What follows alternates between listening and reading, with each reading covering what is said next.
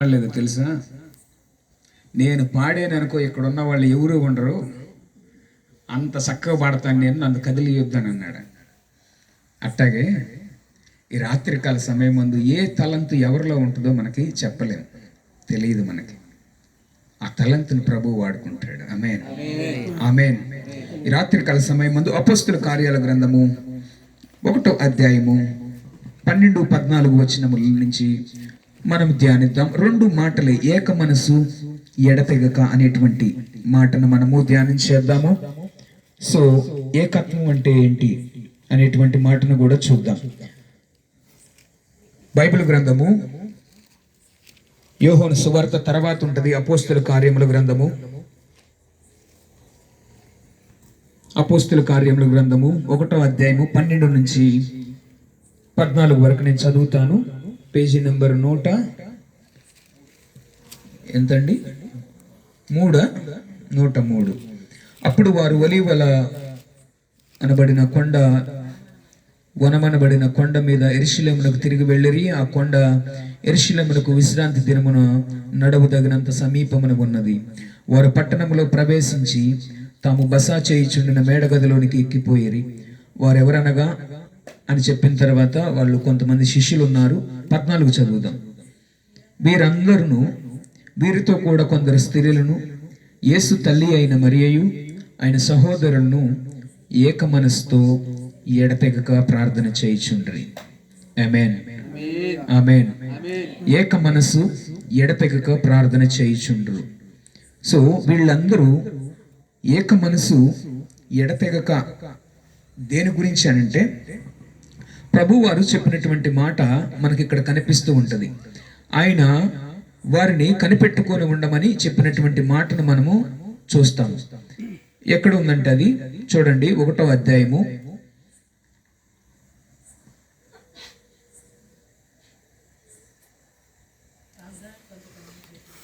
4వ వచనం. ఆయన వారిని కలుసుకొని ఇలాగ ఆజ్ఞాపించెను, మీరు యెరూషలేము నుండి వెళ్ళక నా వలన వినిన వాగ్దానము కొరకు కనిపెట్టుడు. దేని కొరకు కనిపెడుతున్నారమ్మా? వాగ్దానము కొరకు కనిపెడుతున్నారు. ఎలాగో కనిపెడుతున్నారంటే ఏక మనసుతో ఎడతెగక. ఏక మనసు ఎడతెగక. ఏక మనసు ఎలా వచ్చింది, ఏక మనసు ఎలాగ వస్తుంది, ఈ రాత్రి మనము జ్ఞాపకం చేద్దాం కొన్ని మాటలు. దేనికోసం కనిపెట్టుకోమని ఉన్నారు? వాగ్దానం కొరకు కనిపెట్టుకోమని. ఏమిటి వాగ్దానము? వాగ్దానం అనగా బైబిల్లో ఉన్నటువంటి మాటలని మనం వాగ్దానంగా తీసుకుంటాం. ఏదైతే దేవుడు మనల్ని ఆశీర్వదిస్తానన్నాడో, ఏ మాట అయితే దేవుడు మనకు మేలుకరముగా ఉంటుందని చెప్పారో, ఆ యొక్క మాటను మనం వాగ్దానముగా తీసుకుంటున్నాం. ఉదాహరణకు మనం చూసినట్లయితే వాగ్దానము, బైబిల్లో చాలా వాగ్దానములు ఉన్నాయి. వాటిలో ఇక్కడ చూస్తుంది మనము దేవుని కొరకు కనిపెట్టుకుని ఉండటం కోసం చూస్తూ ఉన్నాం. సో వాగ్దానము నెరవేర్పు కొరకు మనము కనిపెట్టుకొని ఉండాలి.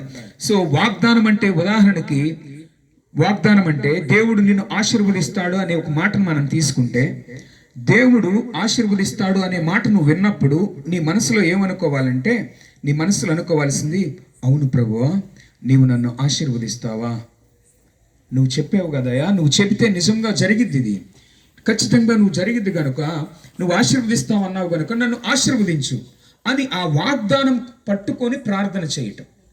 వాగ్దానం నెరవేర్పు కొరకు ఏక మనసు ఎడతెగక అనేటువంటి మాటను మనము చూస్తూ ఉన్నాం. సో ఏక మనసు ఎప్పుడు వచ్చిందనంటే, ఇద్దరు మనసులు ఒకటవటం ద్వారా ఏక మనసు వస్తుంది.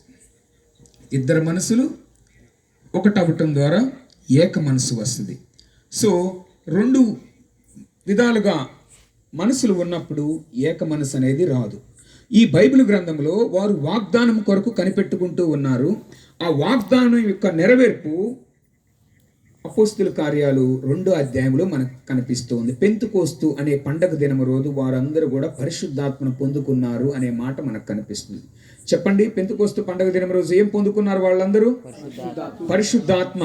సో వారి యొక్క గురి దేవుడు చెప్పినటువంటి వాగ్దానము, నేను వెళ్ళి మీకు ఒక ఆదరణకర్తను పంపిస్తాను, ఆ ఆదరణకర్త మీతో ఉండి మీలో ఉండి మిమ్మల్ని బలపరుస్తూ నడిపిస్తారు అనేటువంటి మాటను తీసుకొని వీరు కనిపెట్టుకొని ఉన్నారు. కనిపెట్టుకున్నటువంటి వీరు దేవుడు చెప్పినట్లుగానే 2వ అధ్యాయంలో ఆ నెరవేర్పు కనిపిస్తూ ఉంది. దేవునికి స్తోత్రం. హల్లెలూయా. 2వ అధ్యాయంలో మనం అదే చూస్తున్నాం. పరిశుద్ధాత్మను వారు పొందుకున్నారని, ఆ అధ్యాయంలోనే పరిశుద్ధాత్మను పొందుకోవటం ద్వారా అక్కడ జరిగిన కార్యం ఏంటో తెలుసా? అనేక మందిలో మారు మనసు కలిగింది. అంతేకాదు, ఆ 2వ అధ్యాయం చివరిలో 3,000 మంది రక్షణ పొందారు, ప్రభువులోనికి చేర్చబడ్డారు. ఎంతమంది? 3,000 మంది. ఏం చెప్పారు వీళ్ళు? ఏమై చెప్పుంటారు? ఎలా చెప్పుంటారు? ఎవరి గురించి చెప్పుంటారంటే యేసుక్రీస్తు ప్రభువు గారు గురించి చెప్పడం జరిగింది. ఈ రాత్రి యేసుక్రీస్తు ప్రభువు వారు ఎందుకు వచ్చారు, ఏం చేశారు, ఇవన్నీ మనకు తెలుసు. ఇవన్నీ మనకి తెలుసు. అయినా కూడా మనకి ఇంకనూ ఏక మనసు రావట్లేదు, ఇంకనూ మనకు ఏకాత్మ రావట్లేదు, ఇంకనూ మనం భక్తిలోనికి కొనసాగించలేకపోతున్నాం. ఒక ఆమె చప్పట్లు కొట్టలేదంట. ఎందుకమ్మా అందరు బాగా కొడుతున్నారు, నువ్వెందుకు కొట్టవనంటే ఆమె నేను పలుకోలేండి అంట. ఇది ఏక మనసా? ఏక మనసా? మందిరంలోనికి వచ్చినటువంటి మనము ఎలా ఉండాలో తెలుసు. ఏక మనసు అని అంటే బెస్ట్ ఉదాహరణ మీరు లైఫ్ లాంగ్ గుర్తుపెట్టుకునేలాగా ఒక ఎగ్జాంపుల్ చెప్తాను. ఏక మనసు అని అంటే, నా షర్టు నా దేహం మీద ఉండ చూసారా, నేను ఎలా ధరించుకున్నానో ఇది ఏక మనసు. నా షర్టు నా మీద ఉంది కనుక ఏకమైపోయాం. నా షర్టు నా దేహము ఏకమైంది. నేను నడుచుకుంటూ షర్ట్ ఎట్ట పట్టుకుంటూ వెళ్ళాను అనుకో, మీరేమంటారు? నన్ను షర్ట్ని పిలుస్తారా మహేష్ అని, లేకపోతే నన్ను పిలుస్తారా?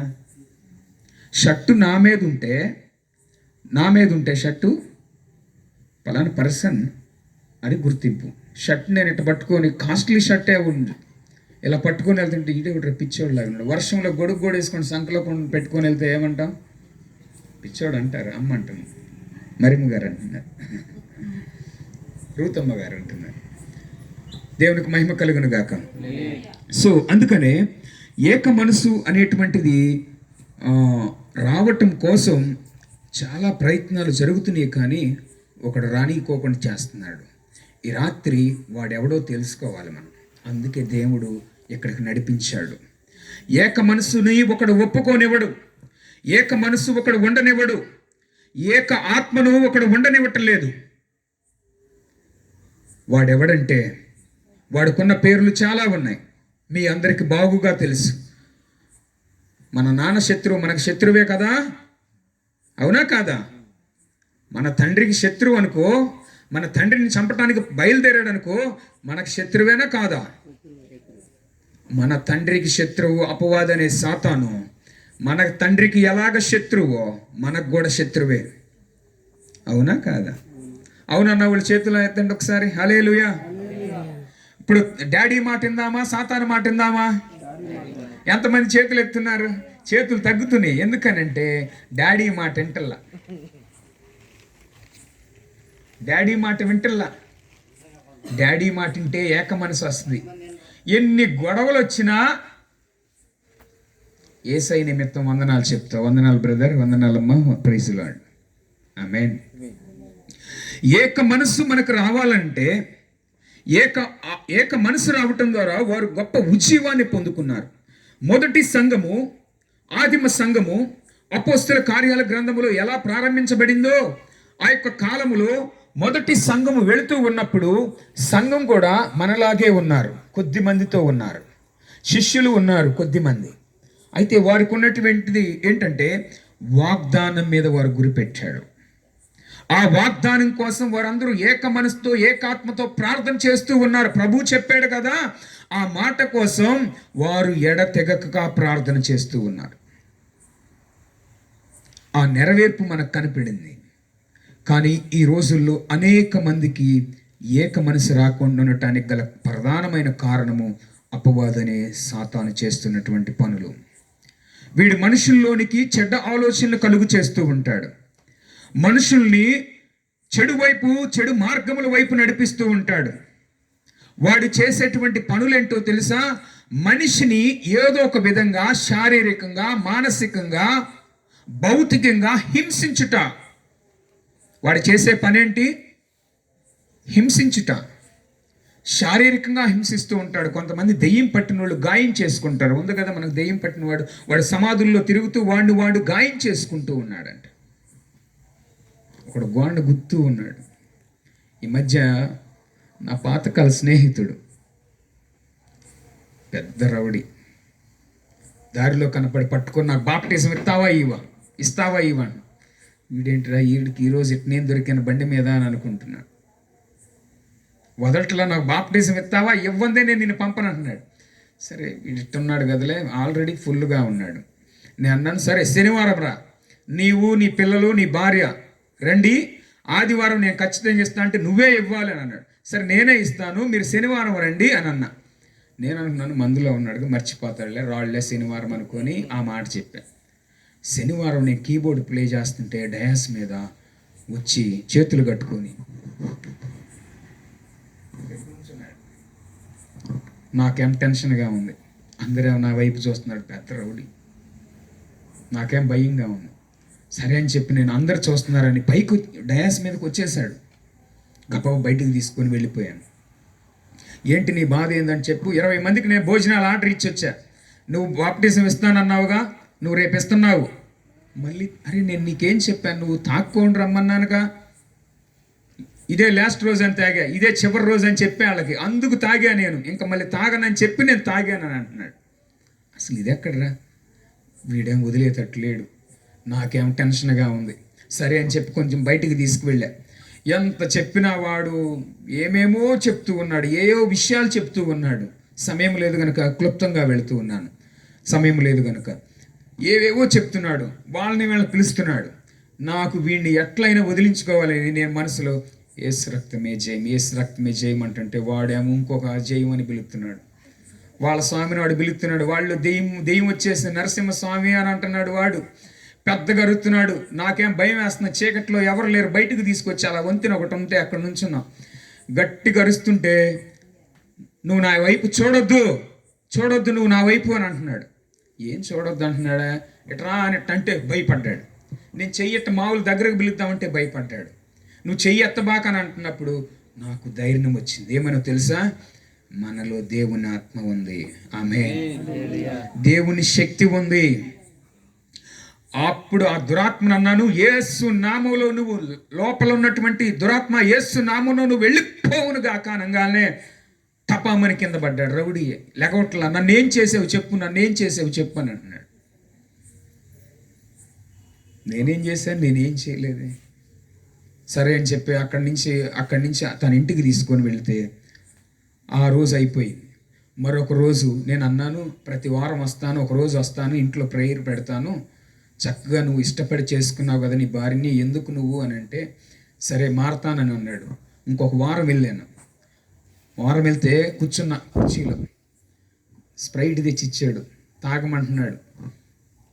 తాగితే ఏమైద్దు అని నాకు భయంగా ఉంది. అది సీల్డే. ధైర్యంగా సరే తాగిందాక నన్ను పీడిస్తున్నాడు, తాగు అంటున్నాడు. లూజ్ అయితే కొంచెం టెన్షన్ పడేవాళ్ళం. అది సీల్ తీయింది స్ప్రైట్ తీసుకొని నేను కొంచెం తాగి పెట్టా. మొత్తం తాగంటున్నాడు. మళ్ళీ టీ అంటున్నాడు. వీడు నన్ను ఏదో చేసేటట్టున్నాడని సరేనని ప్రార్థన చేద్దాము, మరి ప్రార్థన పెట్టుకుందాం మనం కొద్దిసేపు, మొట్టమొదటి పాట పాడదామని. ఆగన్నా, ఏంట్రా వీడికి అప్పుడే వచ్చిందేమో దెయ్యం అనుకున్నా. ఏంటి అని అంటే గబగబ లోపలికి వెళ్ళి 2 కత్తులు ఎంత బాగుంది, ఎంత కత్తులు, ఒక చిన్న కొడవలు ఇట్లా తిరిగి ఉంది, తీసుకొచ్చి కాళ్ళ దగ్గర పెట్టాడు.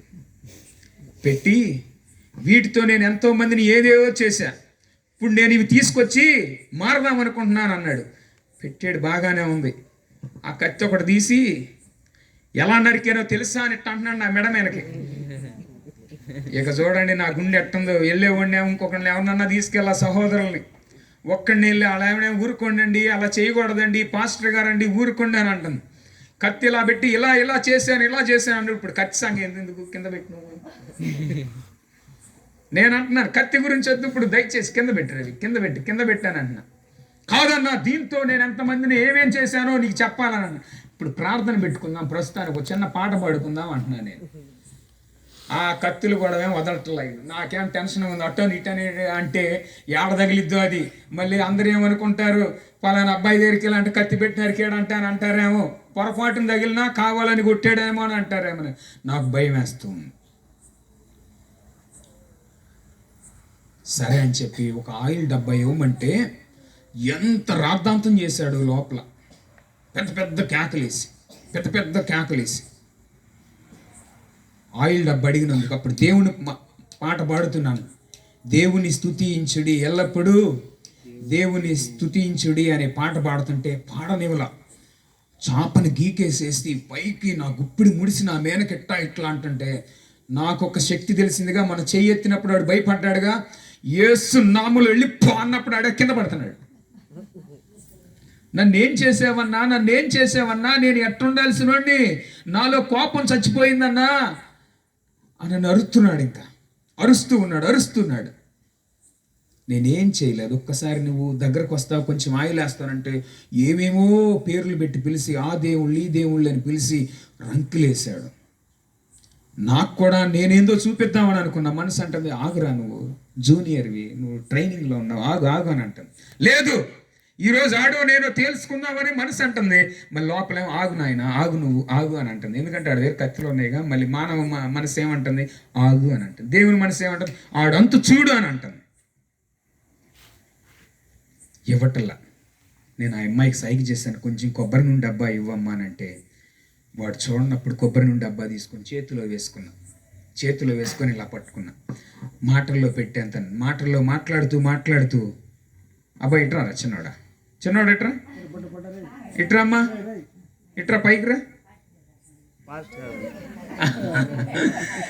తను కూర్చొని ఉంటే మాటల సందర్భంలో అసలు కొబ్బరి నూనె డబ్బా ఉన్నంతసేపు ఉనికిపోయాడు. డబ్బా లేదని అటు ఇచ్చేసేసి చేతిలో పిండుకున్న నూనె. ఆ నూనె పిండుకున్నప్పుడు మాట్లాడుతూ ప్రార్థన చేస్తూ ఉన్నప్పుడు చాలా యంగ్, 28-30 years ఉంటాయేమో. తను చిన్నప్పటి నుంచే వాటి వైపుకి వెళ్ళిపోయాడు. సెటిల్మెంట్లు అవి ఇవి అని ప్రార్థన చేసినప్పుడు టపామని పడ్డాడు. వామ్మో ఏదయిందేమో అనుకున్నా. నేను నా కాలు మీదే పడ్డాడు.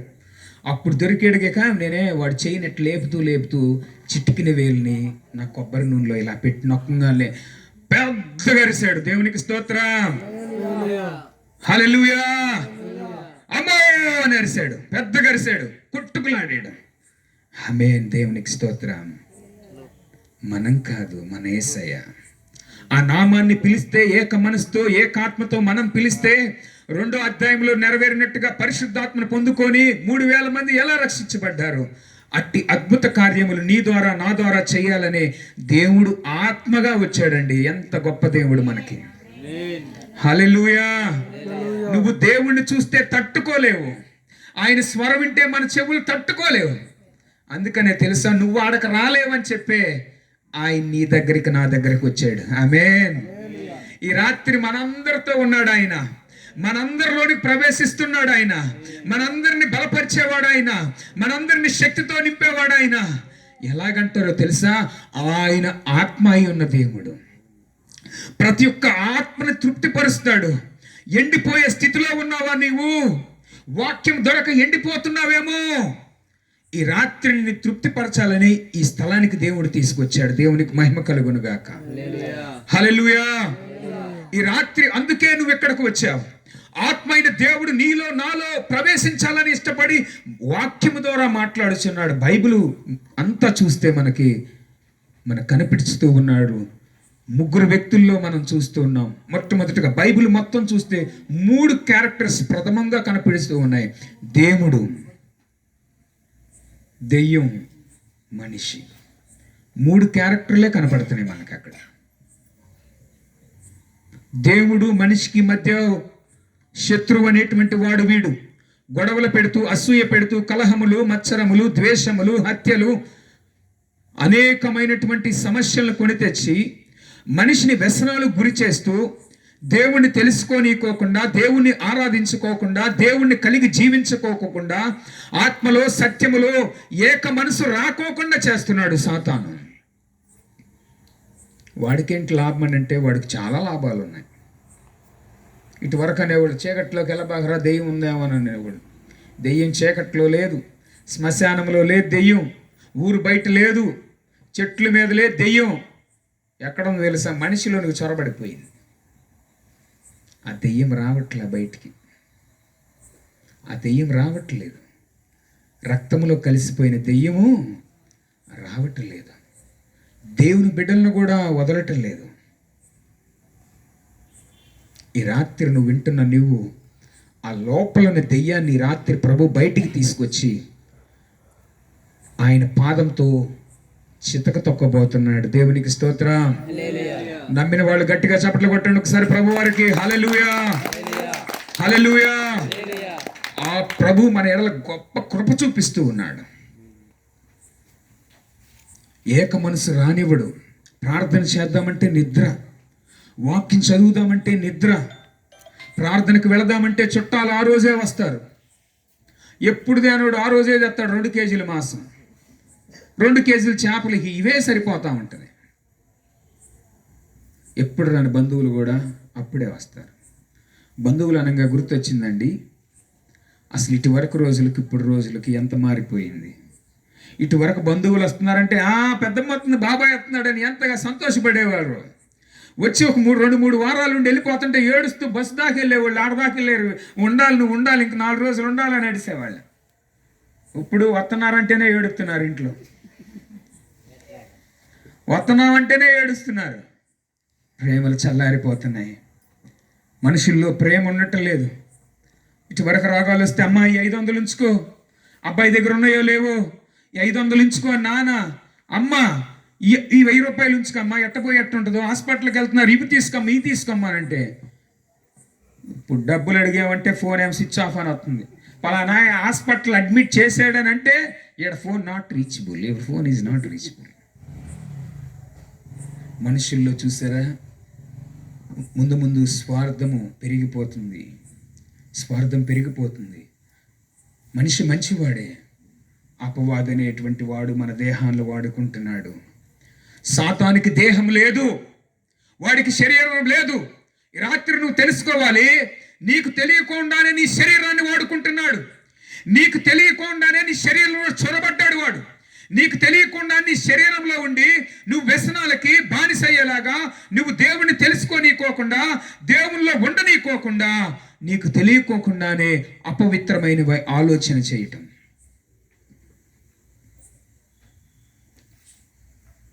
బూతులు మాట్లాడేసేస్తారండి ప్రార్థనకి వెళ్ళేవాళ్ళే. ఒక ఆయన రీసెంట్గానే తిడుతున్నాడు, యూట్యూబ్లో పెట్టారు. అది పెళ్లి చేస్తూ ఉంటే అది మైక్ సరిగ్గా పెట్టలా, మైక్ ఇసిరేసాడు. ఏం పెట్టడం రా. చూసారా ఎలాంటి పరిస్థితుల్లో ఉన్నాము మనం, ఎలాంటి పరిస్థితుల్లో మనం ఉన్నాము. అపవాది అనేటువంటి వాడు నిన్ను దిగంబరిగా చేసేంత వరకు నిన్ను వదిలిపెట్టడు. మనుషులన్నా వదిలిపెడుతున్నారేమో కానీ మనుషుల్లో చొరబడినటువంటి వాడు ఈ రోజు దొరుకుతావా, రేపు దొరుకుతావా, వచ్చే వారం దొరుకుతావా, వచ్చే నెలలో దొరుకుతావా, వచ్చే సంవత్సరం దొరుకుతావా, ఎప్పుడు దొరుకుతావా, నిన్ను పీల్చి పిప్పు చేసి దిగంబరి అయ్యేలాగా చేసి దేవుని తెలుసుకోనీకోకుండా, దేవునిలోనికి రానీకోకుండా, దేవుని సరిగ్గా నువ్వు ఆరాధించుకోకుండా, దేవునికి నీ యొక్క జీవితాన్ని సమర్పించుకోకుండా వేటాడుతున్నాడు నిన్ను.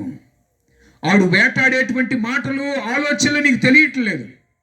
అన్ని లైట్గా తీసుకుంటే నష్టపోయేది మనమే. వాడు దిగంబరులుగా చేసేస్తున్నాడు. ఎంతకంటే తెలుసా, నువ్వు జీరో, నువ్వు పనికిరావు, నువ్వు వేస్ట్, నీ దగ్గర డబ్బులు లేవు, నీ పిల్లల్ని నువ్వు ఎలా పైకి తీసుకొస్తావురా, నీ పని అయిపోయింది, నీ చాప్టర్ క్లోజ్, నువ్వు ఇంకా మటాష్, నీకు జాబ్ రాదు, ఏమి రాదు, నువ్వు పైవాడికి వెళ్ళావు, దీంతో సర్ది పెట్టుకో, నీ వల్ల ఏమైద్దిరా, నీ వల్ల ఏమైద్దిరా అని చెప్తూ ఉంటాడు సాతాను. ఏమంటాడు సాతాను?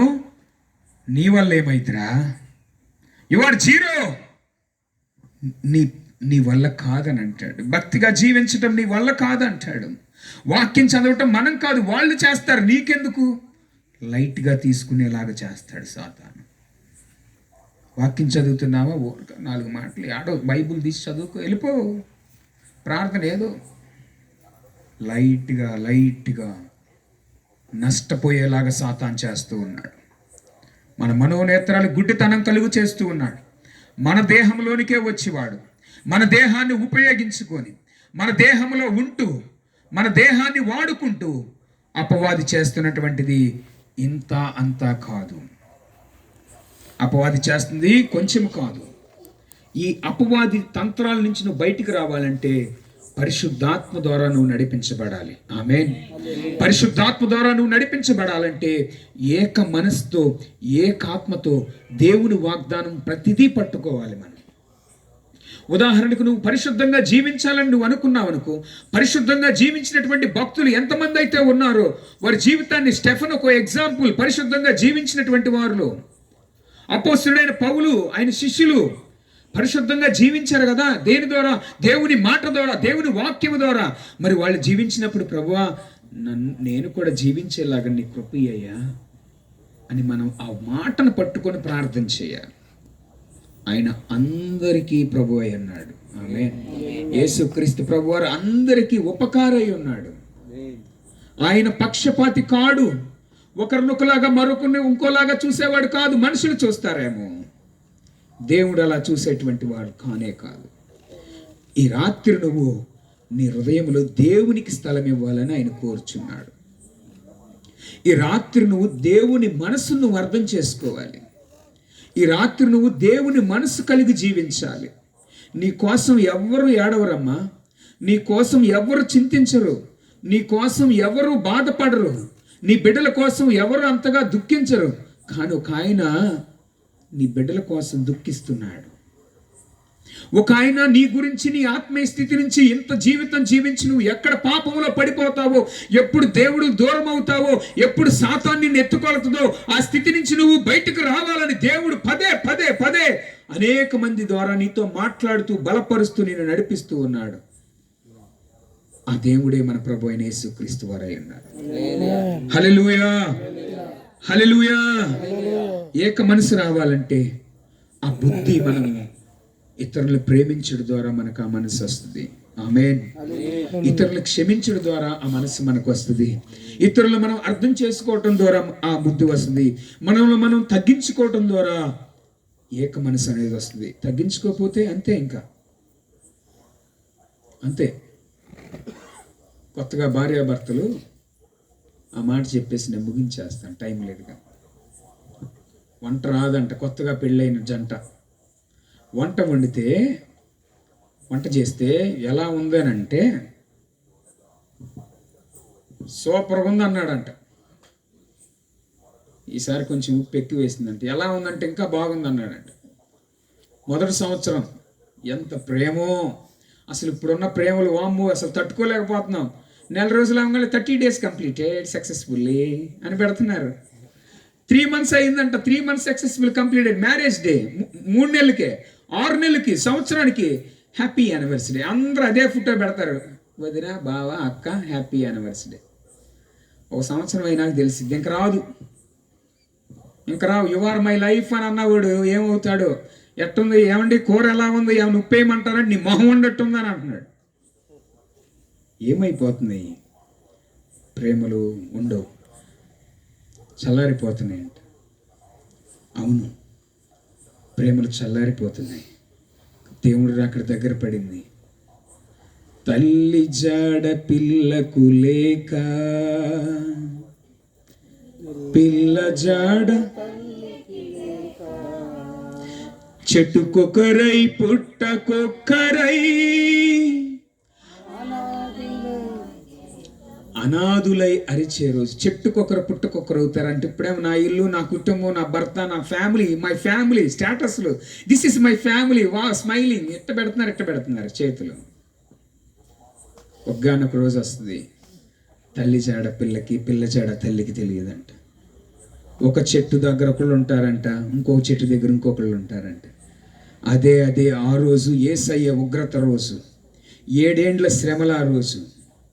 ఆ శ్రమల గురించి ఈసారి మాట్లాడతాం. ఒక్కొక్క కప్ప, దోమ, ఎంత దోమకే మస్కిటోలు ఏం పెడుతున్నారు, అయ్యి దోమల కడ్డీలు, ఇంత దోమలు, కప్పలు ఇంత ఇంటి నిండా అయ్యే ఉంటాయి. అక్కడికి వెళ్ళకుండా తప్పించుకోవాలంటే ఈ రాత్రి ప్రభు దగ్గరకు రాను. నీకు ఏక మనసు రాకోకుండా, ఏకాత్మ రాకోకుండా చేస్తున్న దురాత్మ వాడి నుంచి నువ్వు విడిపించబడాలి. వాడి నుంచి నువ్వు విడిపించబడాలి.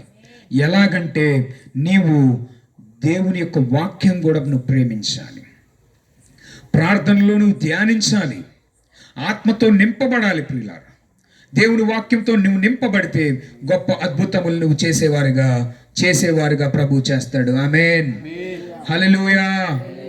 ఎడతెగక ప్రార్థన చేయాలి. మనం ఎడతెగక ప్రార్థన చేస్తే గొప్ప అద్భుతాలు జరిగినాయి. ఏక మనసుతో ప్రార్థన చేసిన వారు కూడా ఉన్నారు.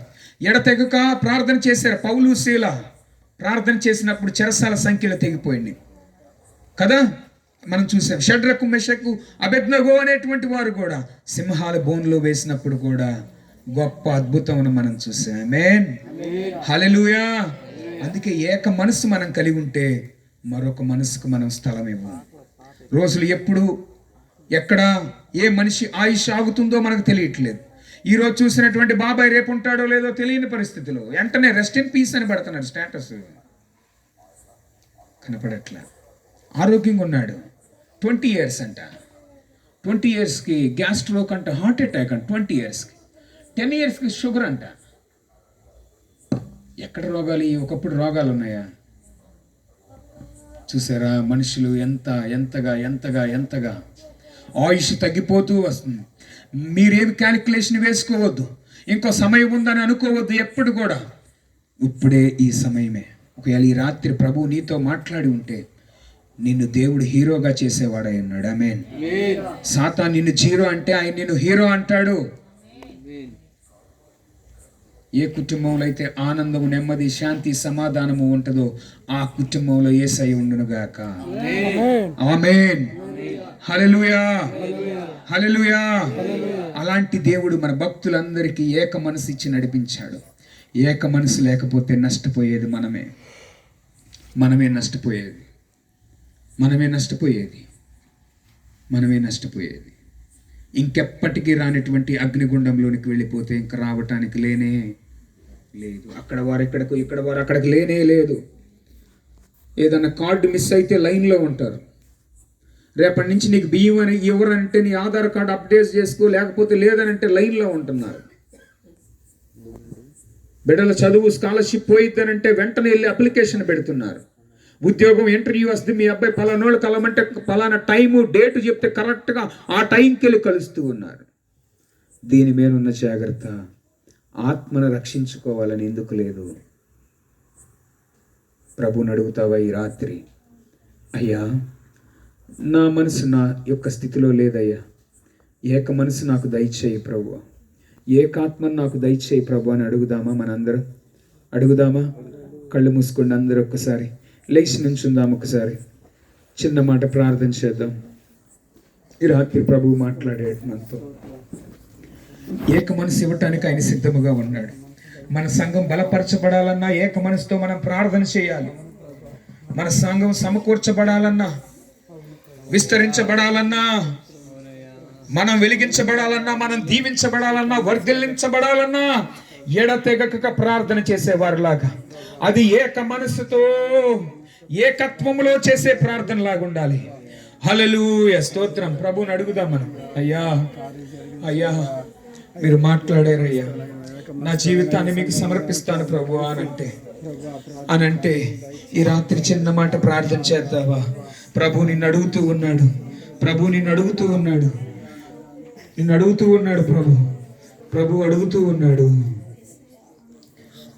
ఉన్నాడు.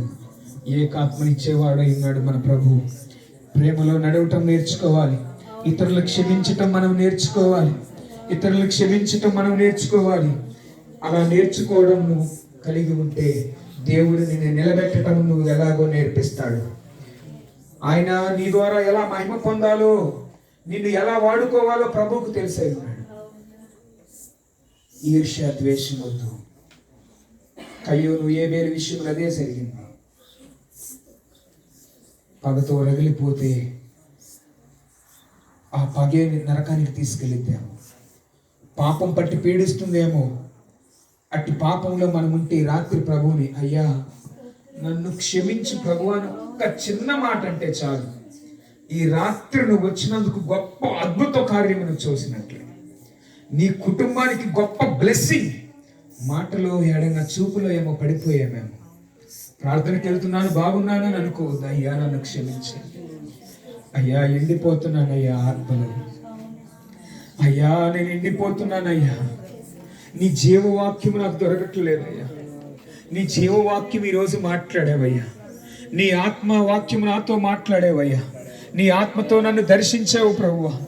ఈ రాత్రి నాలో ఉన్నావు, నన్ను విడిపించువాడు నీవే ప్రభు అని అడుగుదామా? యేసయ్యా మీకు మహిమ చెల్లిస్తున్నాం, యేసయ్యా మీకు మహిమ చెల్లిస్తున్నాం, యేసయ్యా మీకు ఘనత చెల్లిస్తున్నాం.